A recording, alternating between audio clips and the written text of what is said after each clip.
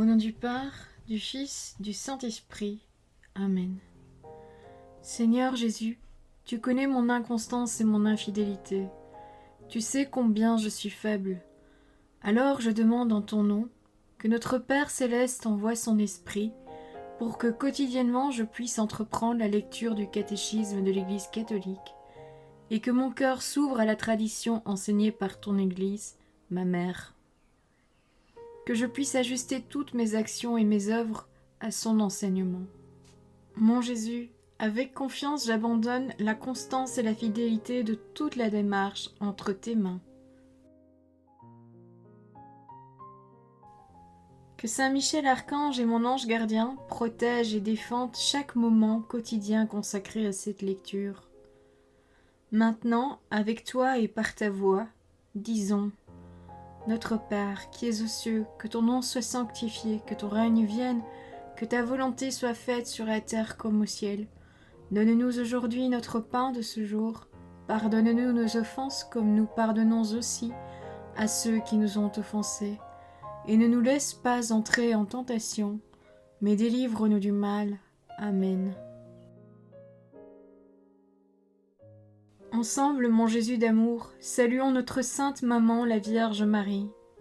Entre ses mains, je remets mon cœur, mon âme, ma volonté et ma vie, afin que par ses soins règne en moi la volonté du Père, et qu'en ses mains mes œuvres soient gardées, transformées, en parfaite offrande rayonnante de la lumière de Dieu, pour sa gloire, le salut des âmes et la consolation des âmes du purgatoire. Je te salue Marie, comblée de grâce. Le Seigneur est avec toi, tu es bénie entre toutes les femmes, et Jésus, ton enfant, est béni. Sainte Marie, Mère de Dieu, prie pour nous, pauvres pécheurs, maintenant et à l'heure de notre mort. Amen. Je te salue Marie, comblée de grâce, le Seigneur est avec toi. Tu es bénie entre toutes les femmes, et Jésus, le fruit de tes entrailles, est béni.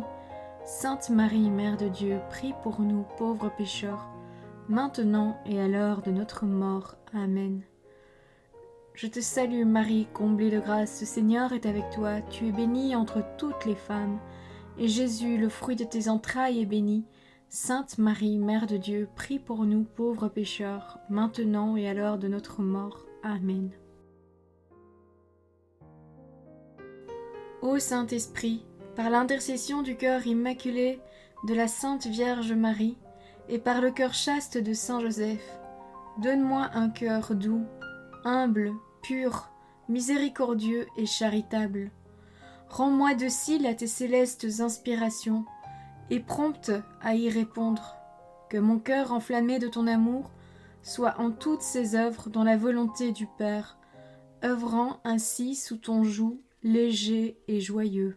Père céleste, je fais ces demandes par les mérites, les œuvres et les souffrances de Jésus-Christ, ton Fils bien-aimé. En mon nom, au nom des âmes de ma famille, au nom des âmes de mes proches, au nom des âmes qui se sont recommandées à mes prières, au nom des âmes constituant ta Sainte Église, le pape, les cardinaux, les évêques, les prêtres, les religieux et religieuses, les laïcs, au nom des âmes qui ne te connaissent pas, des âmes des païens, des âmes des hérétiques, des âmes des apostats et des âmes froides, en tout temps, dans les siècles des siècles. Amen. En bref, numéro 413. Dieu n'a pas fait la mort. Il ne se réjouit pas de la perte des vivants. Voir le livre de la sagesse, chapitre 1, verset 13. C'est par l'envie du diable que la mort est entrée dans le monde. Voir le livre de la sagesse, chapitre 2, verset 24. Numéro 414. Satan, ou le diable, et les autres démons sont des anges déchus pour avoir librement refusé de servir Dieu et son dessein. Leur choix contre Dieu est définitif. Ils tentent d'associer l'homme à leur révolte contre Dieu. Numéro 415. Établi par Dieu dans un état de sainteté, l'homme séduit par le malin, dès le début de l'histoire, a abusé de sa liberté, en se dressant contre Dieu et en désirant parvenir à sa fin hors de Dieu. Numéro 416. Par son péché, Adam, en tant que premier homme, a perdu la sainteté et la justice originelle, qu'il avait reçue de Dieu non seulement pour lui, mais pour tous les hommes. Numéro 417. À leur descendance, Adam et Ève ont transmis la nature humaine blessée par le premier péché, donc privée de la sainteté et de la justice originelle. Cette privation est appelée péché originel. Numéro 418. En conséquence du péché originel, la nature humaine est affaiblie dans ses forces, soumise à l'ignorance, à la souffrance et à la domination de la mort, et inclinée au péché. Inclination appelée concupiscence. Numéro 419. Nous tenons donc, avec le Concile de Trente, que le péché originel est transmis avec la nature humaine, non par imitation, mais par propagation, et qu'il est ainsi propre à chacun. Numéro 420. La victoire sur le péché remportée par le Christ nous a donné des biens meilleurs que ceux que le péché nous avait ôtés. Là où le péché a abondé, la grâce a surabondé. Voir la lettre aux Romains, chapitre 5, verset 20.